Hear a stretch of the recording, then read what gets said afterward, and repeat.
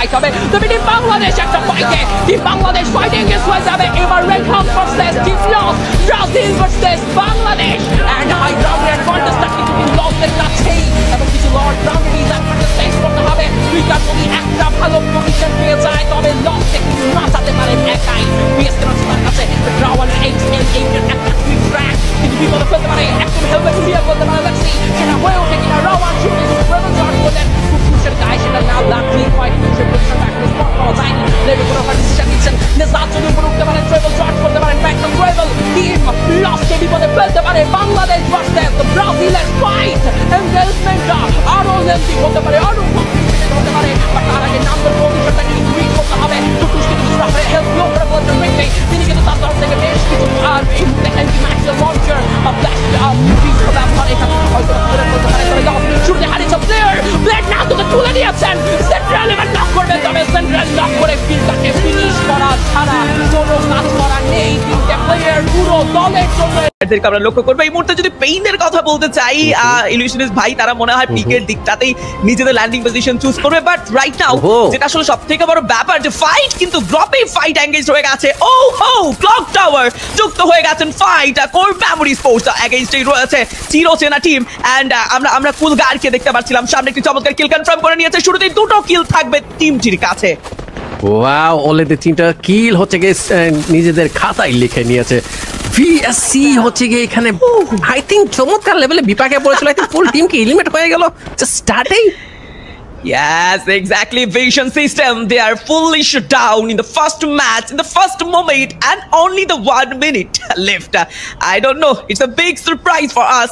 And team Vision system খুব দ্রুত এই ব্যাপারটাকে ওভারকাম করতে হবে। যদিও আমরা যদি কথা বলতে চাই, 4টি প্লেয়ার হারিয়েছে টিমটি, এখনো হাতে রয়েছে 5টি ম্যাচ। সো সিনারিওর শুরুতে এরকম একটা এমন কোনো অ্যাকশনে যাচ্ছে না বলতে এখানে অলরেডি অ্যাকশনে শুরু হয়ে গিয়েছে। দুটো টিম, চিনোয় অলরেডি ডাউন হয়ে গিয়েছে, সাইফা হয়তো বা ড্যামেজ খেয়ে যাবে।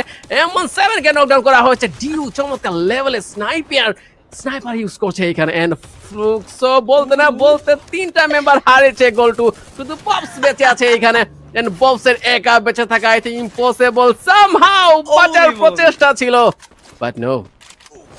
AZ Global, what a fantastic performance, and yes, it's the true Fluxo, they are fully shut down, +9 team, and right now আরো খানিকটা কিল পয়েন্ট এগিয়ে যাবে AZ Global, একেবারে টপ পজিশন ক্যাচ করার সুযোগ আছে। অন্যদিকে ভার্টাস প্রো যারা প্রবেশ করবেন এবার ফ্যাক্টরিতে নতুন ভাবে ফাইটে জড়ানোর চেষ্টায় লং ডিস্টেন্স থেকে হট শটসের লং ডিস্টেন্সের চার্জটা ফেস করতে হবে। তালচিত একেবারেই সেফ ভাবে নিজের টিমটাকে সেফ রেখে খেলছেন। অন্যদিকে লং ডিস্টেন্স থেকে এইবার ব্যাক টু ব্যাক 3টি প্লেয়ারকে কনফার্ম করা হবে। অ্যাকশন শুরু করেছে। ওয়াও, যেখানে হাতু মাত্র একা এলিমিনেট হয়েছে এবং সামনে টিম থেকে তারা প্রায় ভালো কিছু ড্যামেজ দিয়ে বেশ কিছু প্লেয়ারকে ছিনিয়ে নেওয়ার সুযোগ ছিল, বাট এখানে থার্ড পার্টি এঙ্গেজ রয়েছে, সুযোগটা ছিনিয়ে নিয়েছে পেইন। তারা অপেক্ষায় ছিল কখন হটশট শুরু করবে ফাইটের গল্পটা। পেছন থেকে থাকা পেইন সেই সুযোগে দুটো কিল কনফার্ম করে নিয়েছে ভার্টাস প্রো থেকে। ইয়েস, একটা টিম হচ্ছে গিয়ে অনেক বেশি ভালো পজিশন অবটেন করে রেখেছে। আই থিঙ্ক এটা হচ্ছে গিয়ে আলফা গেমিং, যাদের পজিশনটা আমার মনে হচ্ছে একটু বেটার বাকি টিমগুলোর চাইতে।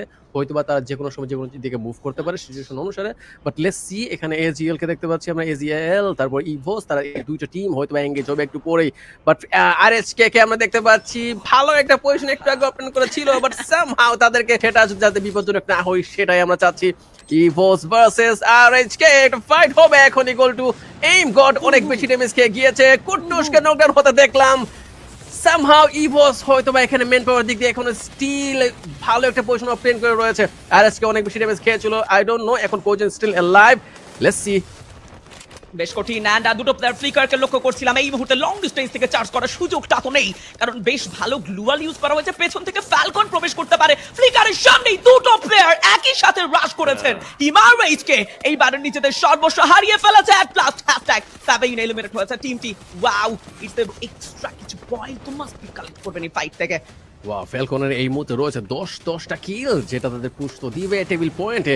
লেটস সি, যেই ফাইটটা হচ্ছে দেয়ালের এপিট এবং ওপিটে, ফ্যালকন ভার্সেস ইভোস। ইভোসরা ভালো পজিশন ধরে রয়েছে, বাট একটু পরে তাদেরকে জোনের দিকে মুভ করা লাগবে, যেটা রয়েছে ফ্যালকনের সাইডে আই থিঙ্ক সো।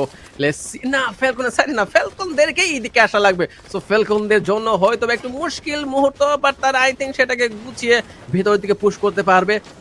যেখানে হয়তো বা কোর মেমোরি স্পোর্ট সুযোগ নেওয়ার চেষ্টায় রয়েছে। অলরেডি কোর মেমোরি স্পোর্টের পজিশন আপাতত ভালোই ফিল হচ্ছে আমার। ইভোস ভার্সেস কোর মেমোরি স্পোর্টের মধ্যে একটা ফাইট। ওয়াও, সুগারকে দেখতে পেলাম হচ্ছে কি আমরা ডাউন হতে। কোসেল হয়তো বা কিল লুফে নিবে এইখানে। রেন লুফে নিয়েছে একটা কিল মাত্র। লেসি Yes, আরো একবার হারিয়ে ফেলবো হ্যাশট্যাগ ফিতে core memory sports Evos they are fully dominating and পেছন থেকে এবার ফ্যালকনের নিজেকে প্রমাণ করা বাকি 11টি কিল রয়েছে নিজেদের খাতায় এবং সামনে থাকা টিম ইটস দ্য ইভোস তো it's the 4v4 moment right now and প্রবেশ করবেন ফাইটে এইম গডের উপর একটা ভালো ট্রেবল হয়েছে দুটো ড্যামেজ খেয়েছে প্লেয়ার এন্ড সেই ক্ষেত্রে আরো একের পর একই ট্রেবলটা হয়তো বা খুব বেশি ভালো কিছু ইঙ্গাত তো দিচ্ছেই না ইভোসের জন্য সিনারিওটা বেশ কঠিন ফ্যালকন একেবারেই পুরো দমে এগিয়ে যাচ্ছেন আর একবার জাম্প করছেন M590 এর ইউজেস দেখতে পাচ্ছিলাম ব্লুওয়াল কোনোভাবেই তাদেরকে আটকাতে পারছে না বাট এইবার ইভোস 3টি প্লেয়ার লুজ করবেন ফ্যালকনদের জন্য এটা একটা সুযোগ and yes at last it's a very big moment